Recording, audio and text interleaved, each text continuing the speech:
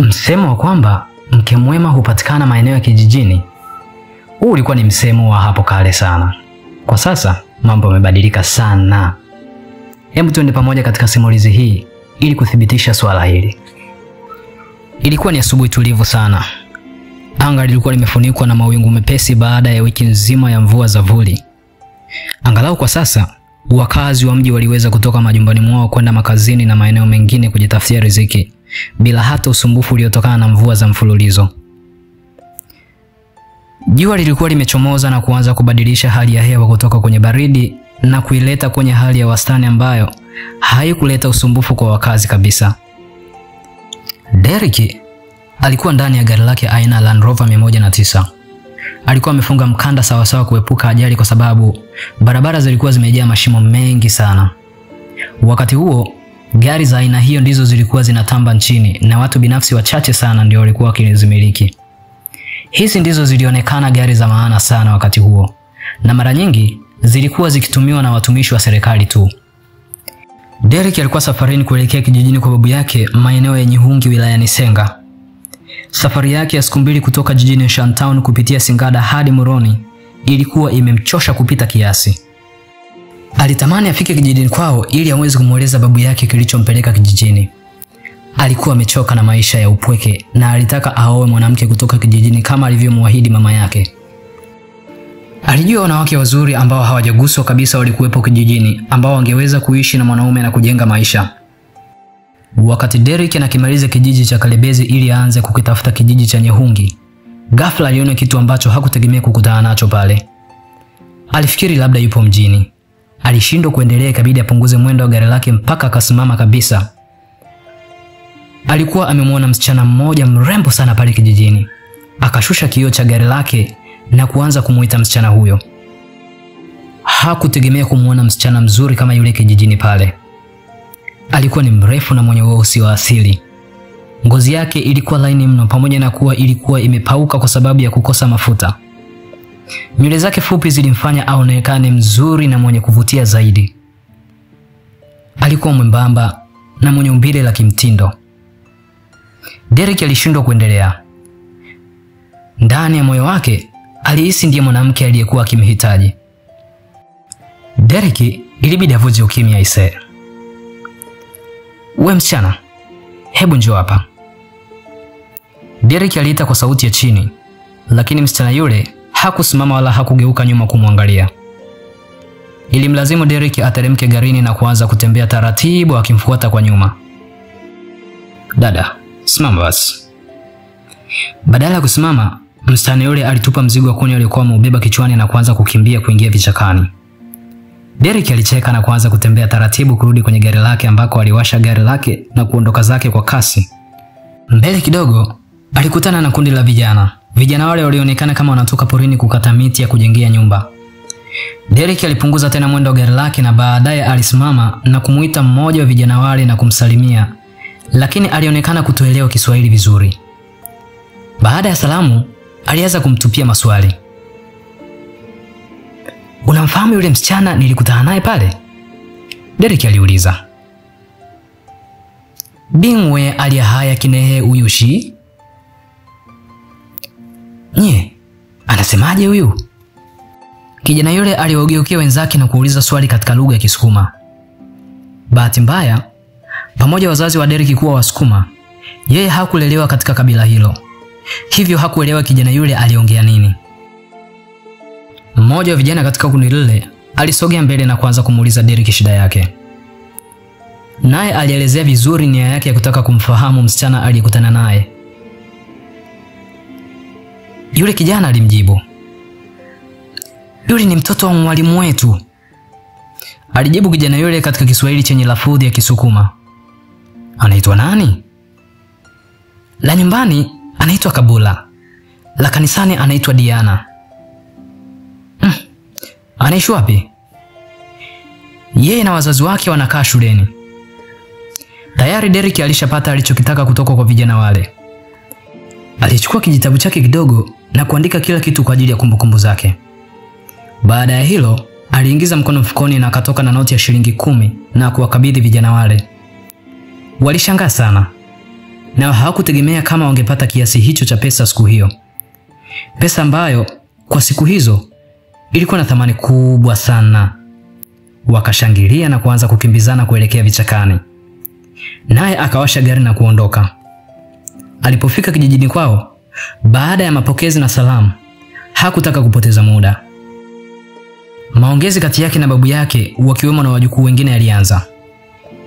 Ulikuwa umepita muda mrefu sana bila Derek kufika kijijini kwao. Mara ya mwisho alifika wakati wa mazishi ya baba yake. Baada ya hapo hakurudi tena kwa kuwa majukumu ya kuendesha kampuni ya mali za baba yake yalimzidi. Waliongelea mengi sana, lakini Derek hakugusia kabisa suala la kutafuta mchumba kijijini. Ingawa baada ya chakula cha usiku ilibidi amueleze jambo hili babu yake.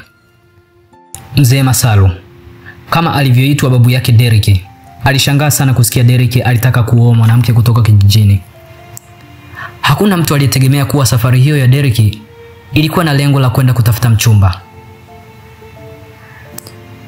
Mjukuu wangu, huko mjini umekosa mwanamke? Sio hivyo babu. Ni lazima nifanye kitu nilichomwahidi mama kabla hajafa. Nakumbuka niliwahi kumwambia mama, sitaoa mwanamke tajiri bali nitaoa maskini ili nimsaidie. Na hicho ndicho kimenileta hapa kijijini. Mjukuu wangu, huyo mwanamke wa kukupa wewe na huo maridadi ulionao, tunamtoa wapi? Hilo lisikusumbue babu. Mimi tayari nimekwisha kumuona mwanamke anayefaa kuwa mke wangu. Umemuona wapi wewe? Kijiji cha nyuma, sijui kinaitwa Kalebezi. Mjukuu wangu, ni mtoto nani huyo? Mtoto mwalimu mkuu pale. Babu aliinamisha kichwa na kuanza kumfikiria msichana huyo yukoje. Lakini hakufanikiwa kupata kumbukumbu yoyote juu ya msichana aliyekuwa akizungumziwa. Alimfahamu mwalimu mkuu wa shule ya Kalebezi, lakini hakuwafahamu watoto wake. Babu ilibidi aulize wajukuu wengine. Eti nyewe wajukuu, mnafahamu huyo msichana anaongelewa? Hapo kwa mwalimu mkuu kuna msichana mmoja tu babu. Anaitwa nani? Anaitwa Kabula au jina lingine anaitwa Diana. Kwa mnavyo muona, anafaa kuolewa na kwenda kuishi mjini kwa mnavyomuona tabia zake? Anafaa, lakini ni mwembamba mno. Halafu ni mweusi. Mimi nafikiri anatakiwa mwanamke mweupe. Babu, mimi namtaka huyo huyo.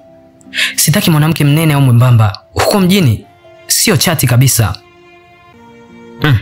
Mjukuu wangu, sio chati? Ndio unamaanisha nini?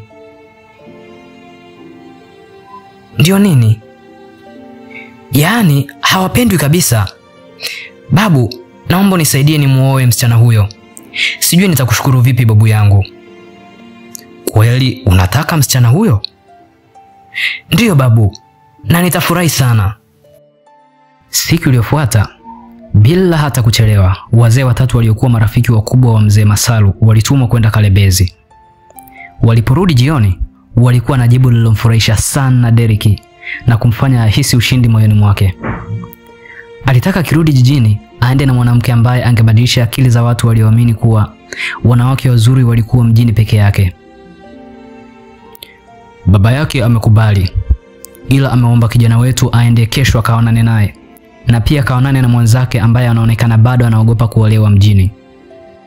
Walisema wazee waliotumwa kwao na Kabula. Unasikia Derek?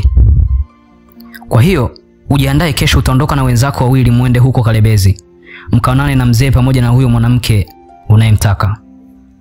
Ila nina wasiwasi. Sijui kama utaweza kumuoa mwanamke wa kijijini. Ndiye ninayemtaka babu. Haya, kesho nendeni. Siku iliyofuata, Derek na wajukuu wenzake wa kiume wawili waliondoka kwenda Kalebezi na gari lake. Walipofika, walipokelewa vizuri na kukaribishwa ndani, lakini sekunde chache tu baada ya kuingia ndani, makundi ya watu yalijaa nyumbani kwa mwalimu mkuu kuishangaa gari ya Derek. Lolagi, wakiwa na maana ya jamani, hebu angalieni. Walizidi kushangaa akina mama wakisukuma. Derek na wenzake walikuwa ndani wakiongea na mzee Cosmas, baba mzazi wa Kabula. Alikuwa akimshangaa sana Derek. Alimfahamu vizuri marehemu baba yake kwa sababu walisoma wote shule ya msingi. Derek, ulipokuja kwenye mazishi ya baba yako ulikuwa bado mdogo sana. Hivi sasa umeongezeka kumwili na urefu. Tunakuwa baba. Sisi si watoto tena. Kweli. Nyinyi ndio mnataka mchukue nafasi zetu. Wote walicheka na muda mfupi baadaye walikaribishwa chakula. Derek alitegemea Kabula ndiye angekwenda kutenga chakula mezani na kula nao. Lakini haikuwa hivyo. Walitengewa chakula na wasichana wengine wawili waliokula pamoja nao hadi mwisho. Mbona msichana mwenyewe hatumuoni? Aliwauliza wenzake. Huwezi kumuona kwa sasa mpaka wakati wa kuondoka, mmoja wao alimjibu. Na hivyo ndivyo ilivyokuwa. Kabula ndiye aliwasindikiza Derek na wenzake kwenda kwenye gari lao ule wakati wa kuondoka. Waliongea maneno mengi na Derek. Derek alitumia muda wake mwingi kumweleza Kabula juu ya uzuri wake na kwamba angefika mjini angeishi maisha mazuri akiwa mke wake. Hujui tu kuwa wewe ni mzuri kiasi gani. Ungekuwa mjini wewe, ungeweza hata kuwa mrembo wa nchi na baadaye kuwa hata mrembo wa dunia nzima. Ulinela, unanitania? Kabula alijibu kwa Kisukuma, Kiswahili kilichoonekana kumpa taabu kiasi fulani. Derek alimwangalia Kabula kuanzia kichwani hadi miguuni. Alishindwa kuumaliza uzuri wa msichana yule. Hakutegemea kabisa kukutana na mwanamke mzuri kiasi kile kijijini. Waliporudi nyumbani, siku hiyo mipango ya kutoa mahari ilifanyika. Baba yake Derek alitoa ng'ombe 20 kama mahari ya kumuoa Kabula na mipango ya ndoa ikaanza kufanyika na tarehe ikapangwa. Naingia tauni na kitu kikali ambacho hakijawahi kuguswa kabisa. Wao wenyewe watazima zao. Kwanza nikimfikisha na mfungia ndani. Saluni itakuwa ni humo humo. Bichao itakuwa ni humo humo. Kila aina ya losheni humo humo ndani. Atakuwa akitoka nje wakati wa kwenda kujifunza kuendesha gari tu. Derek aliwaza. Alikuwa na hamu sana ya kufika mjini ili awaonyeshe watu mwanamke mzuri aliyemtoa kijijini. Najua hawataamini, aliendelea kuwaza Derek. Baada ya ndoa yao iliyofungwa kienyeji, Derek na Kabula walikaa nyumbani kwa mzee Masalu kwa muda wa wiki 2 kabla ya kuondoka kwenda jijini Shantown.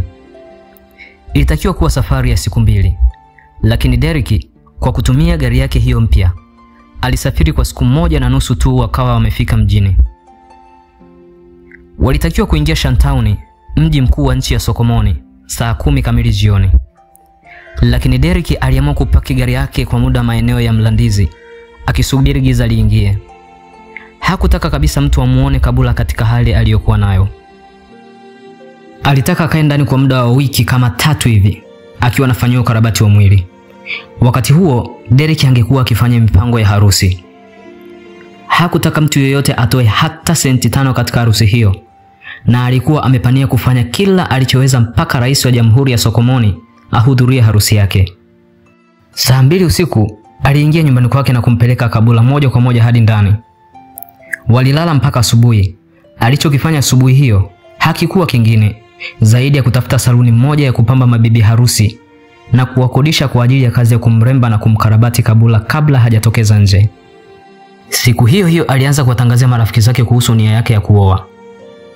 Walipomuuliza ni mwanamke gani alitaka kumuoa, aliwaambia wasubiri na wangemuona siku ya harusi yenyewe. Watu wa kuremba waliendelea na kazi yao ya kila siku. Nywele za Kabula zilipakwa dawa na kulainishwa. Kucha zake zilishughulikiwa. Nyusi zake zilitindwa. Kope zake zilinyooshwa na midomo yake ikapakwa rangi. Hata Derek mwenyewe hakuamini kuwa yule alikuwa ni Kabula aliyekutana naye akiwa na mzigo wa kuni kichwani. Aisee. Mtoto anatisha jamani. Utafikiri Naomi Campbell? Derek aliwaza baada ya kumwangalia Kabula akiendelea kuwa mrembo. Kaka Derek, nakupongeza sana. Kwa kweli, unajua kuchagua. Mmoja wa warembaji alishindwa kuvumilia na kujikuta akimwambia Derek maneno hayo. Asante dada. Derek alinunua gari ndogo aina ya Peugeot 404 ambayo kila siku jioni dereva maalum aliajiriwa na Derek alimfundisha Kabula kuendesha gari hiyo. Wakati huo, gari hizi ndizo zilikuwa maarufu sana katika jiji la starehe. Tena, zilikuwa za kisasa zaidi. Kwa Kabula, mambo yote aliyokuwa akiyaona yalikuwa kama ndoto, na yalikuwa yakija ghafla mno. Kwani wiki chache tu kabla alikuwa mchafu akihangaika na kuni kijijini. Lakini pale alipokuwa alikuwa akishughulikiwa kama malkia. Kila kilichofanyika ndani ilibidi afundishwe, na alifundishwa na Derek. Hata kuwasha jiko la umeme Kabula hakuelewa. Ilikuwa ni kazi ngumu sana kwa Derek kumfundisha Kabula kila kitu. Lakini hakuchoka kwa sababu alikubali kumuoa mwanamke wa aina hiyo. Aliamini siku moja angekuwa mtaalamu wa kila kitu ndani ya nyumba yao.